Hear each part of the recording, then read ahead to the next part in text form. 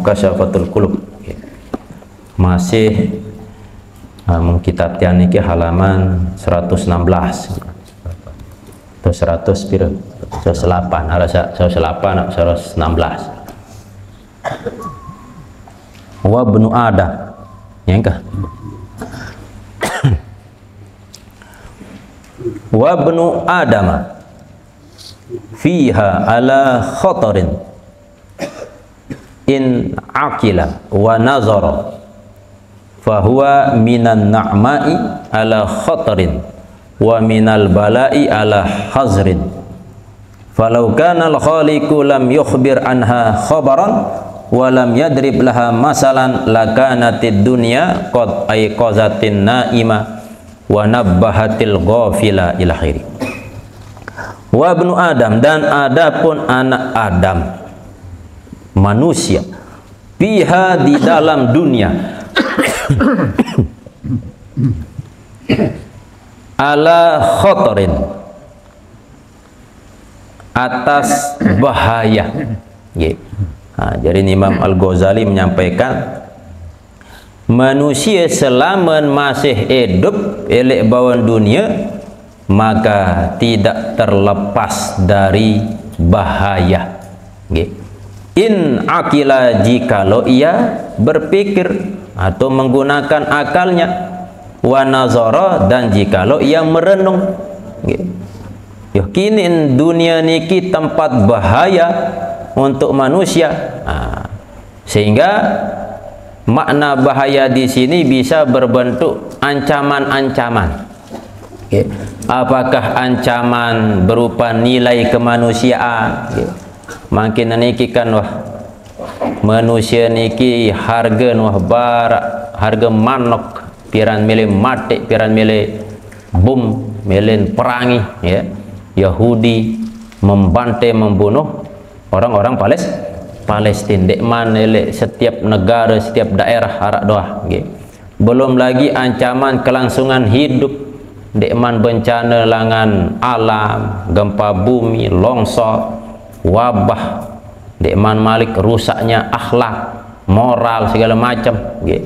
Belum lagi ancaman terlalu kita cinta terhadap kenikmatan dunia sampai terlalai kepada Allah. Niki pun adalah bencana-bencana jak terdait, apalagi lema elek akhirat. Niki disebut oleh Imam Al-Ghazali bahwa wa ibnu Adam fiha ala khatrin. Anak manusia di dalam dunia niki tak lepas dari bahaya. Fahuwa minan na'ma'i, maka dia anak manusia minan na'ma'i daripada kenikmatan-kenikmatan ala khatrin, yakni atas bahaya. Wa minal bala'i ala hazrin, ya, dan daripada bala ujian ala hazrin atas kewaspadaan. Ajarin beliau menyampaikan kenikmatan rezeki apapun jenisnya itu ada unsur-unsur bahaya kembali kepadanya. Badoi harta benda bisa jadi harta itu menjerumuskannya. Badoi jabatan bisa jadi jabatan itu membahayakannya. Dia memiliki nikmat nepi pun bisa jadi nikmat itu mendatangkan laknat kepadanya. Sehingga Imam Al-Ghazali dalam kitab lain, dalam Ihya aniki, beliau menyampaikan ketika ada orang diberi nikmat oleh Allah, arak telu karakter, telu sifat manusia dalam mendapati nikmat niki. Sehingga beliau misalkan mengibaratkan seperti raja yang memberi kuda kepada rakyat. Rakyat pertama tebing kuda si raja. Napas tebing jarang, cemoh rakyat niki.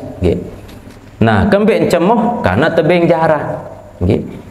Apakah tebing si raja, tebing si pokok senang lantaran mau jarang. Nikilah gambaran ketika manusia diberi nikmat oleh Allah, senang lagu dan syukur barak dengan kafir. Misal mau nepi pun, cemoh senang, tapi tak ada dia ingat siapa yang memberi. Sisilangan loh, pokok kemau.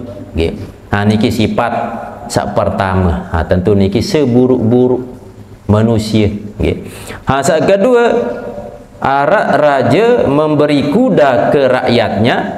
Nah, rakyat niki sak tebing jaran cemoh lantaran tebing jaran. Bu, ingat raja sak ngebe, bu, berterima kasih jok raja niki. Seperti Allah memberikan nikmat kepada hamba-hambanya. Nah, pas mau nikmat dari Allah niki, bu, ingat Allah, ucapan alhamdulillah, bu, taat kepada Allah saat nuh. Niki lebih solah dari yang pertama.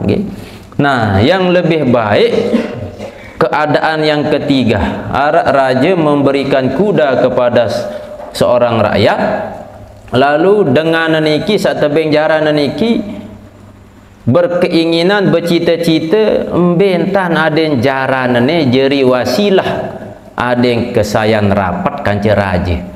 Paling dek nane kepiaan gerobak kemudi aden aku kosir bu raja ni ye nyangkung elek mudi. Ibarat ketika Allah memberikan nikmat kepada hamba niki mikir bentan nikmat ni nane aden jeri sarana untuk bisa saya dekat dengan Allah. Misal tebet kesehatan, kegunaan kesehatan untuk melakukan kebaikan, semakin dekat dengan Allah. Tebing harta, tebing jabatan, tebing nepi pun sebagai wasilah untuk dekat kepada Allah. Inilah orang yang terbaik, kata Imam Al-Ghazali. Ya, tinggal terpilih apakah menjadi tipe yang pertama, kedua, atau yang ketiga. Sebab kata beliau dalam kitab niki, kenikmatan itu bisa mendatangkan sebuah musibah, bahaya. Apa ni?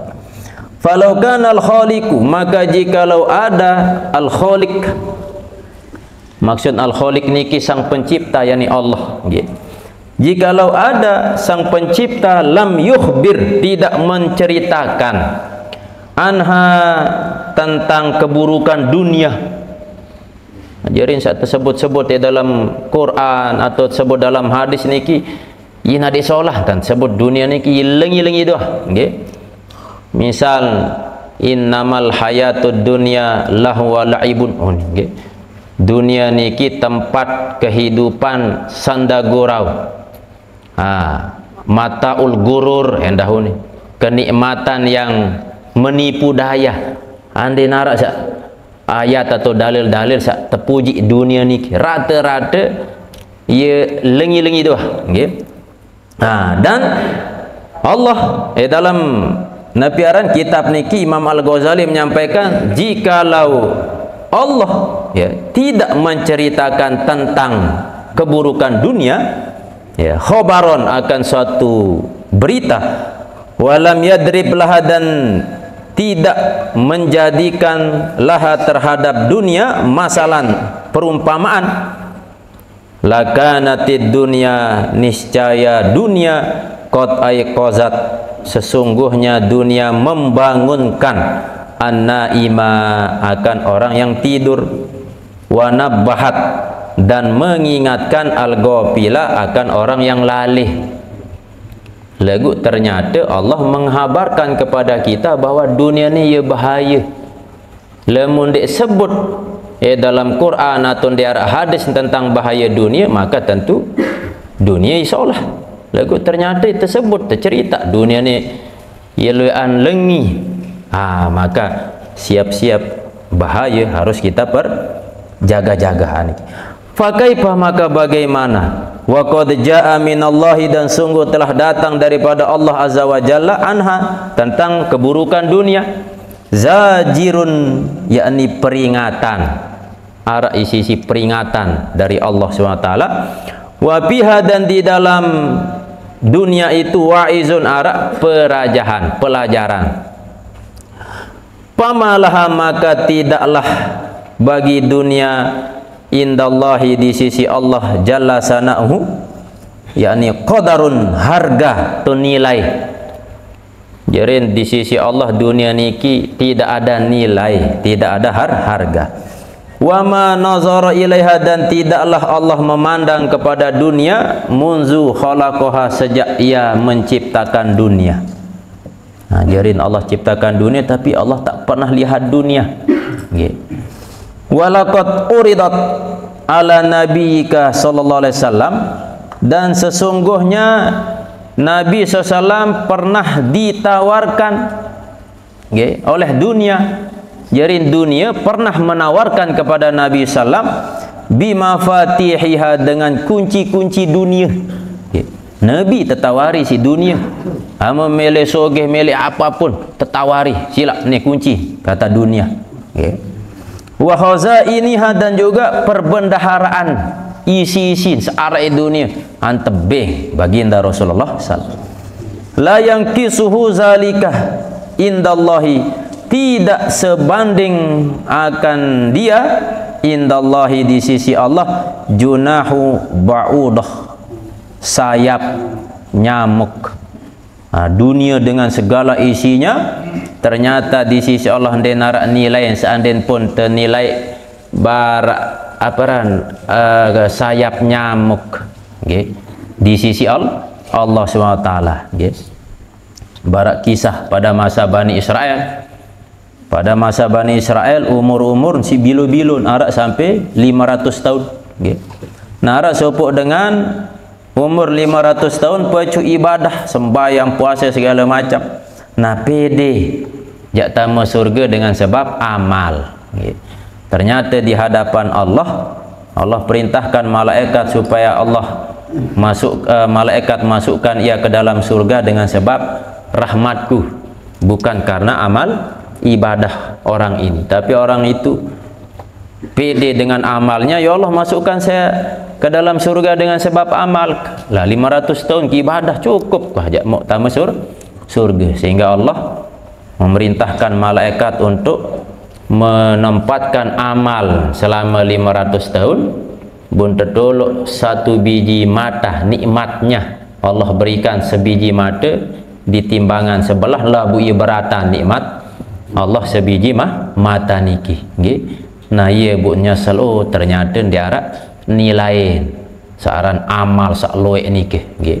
Lagu bukan berarti menujan diarak kena beramal, tidak, nggih. Untuk bisa dapat rahmat Allah ya dengan sebab gawe amal. Meskipun sekedik pokok ikhlas, ndak terbaik merasa dalam arti niki amal ni wah sempurna, amal ni wah luar biasa, begitu doang paling pecut, nggih. Sehingga yang dilihat oleh Allah niki hati, meskipun tetap amal tenda, tapi hati yang diutamakan. Kan pernah baginda Rasulullah menyampaikan, arak sopok dengan melakukan maksiat, ya, tapi hatinya merasa dirinya hina, merasa dirinya rendah, ya, lalu ada keinginan bertobat, itu lebih baik di sisi Allah daripada ada hamba yang secara zahir taat tetapi dalam hatinya dia merasa paling sempurna, paling pecu. Maka Nabi menyampaikan, oh isolahan dengan sak pertama yoi kembek. Ia secara zahir gawe taat, lagu secara batin ia gawe maksiat. Nabi maksiat sombong, dan sombong niki jauh lebih berat daripada maksiat zahir niki.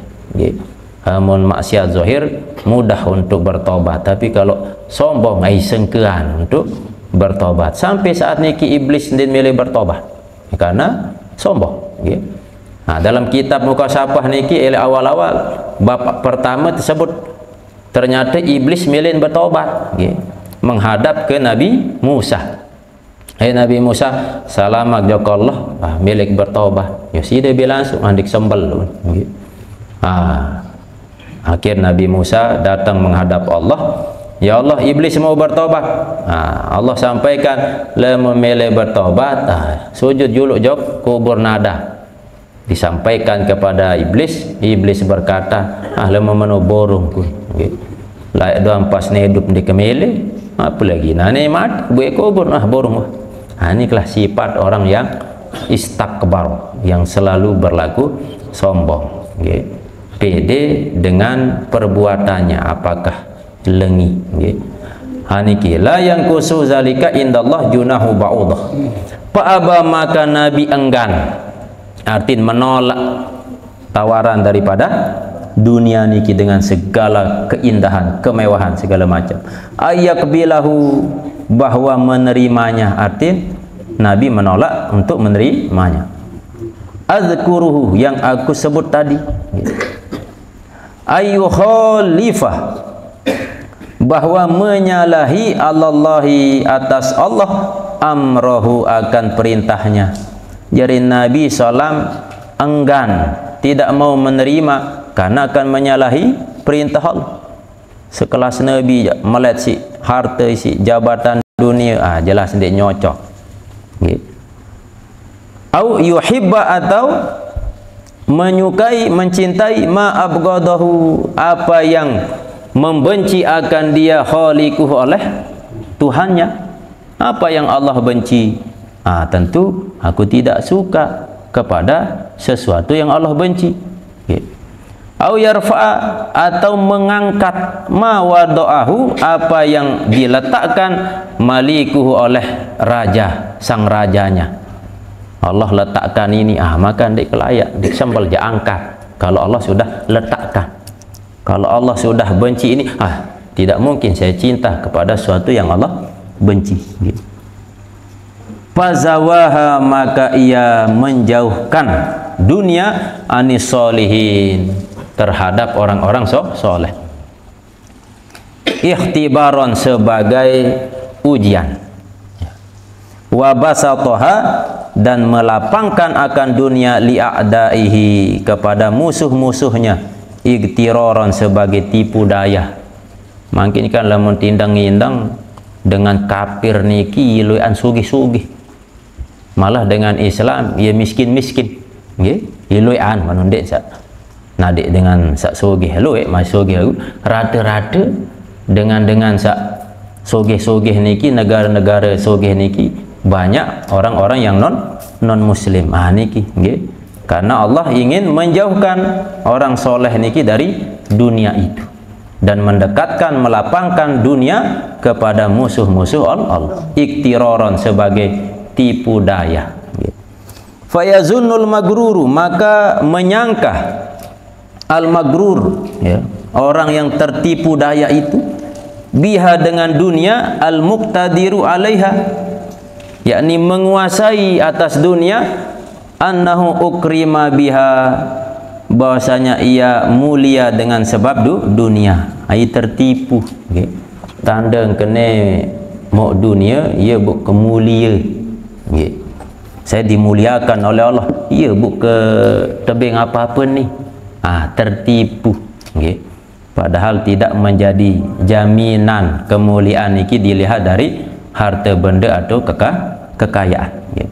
Wa nasiya, dan dia lupa ma sana'allahu, apa yang Allah wujudkan, ciptakan, letakkan bi Muhammadin sallallahu alaihi wasallam, terhadap Nabi Muhammad sallallahu alaihi wasallam, hina, ketika syaddil hajari ala batnihi, ketika syaddal hajara ala batnihi, ketika Nabi mengikat batu di atas perutnya.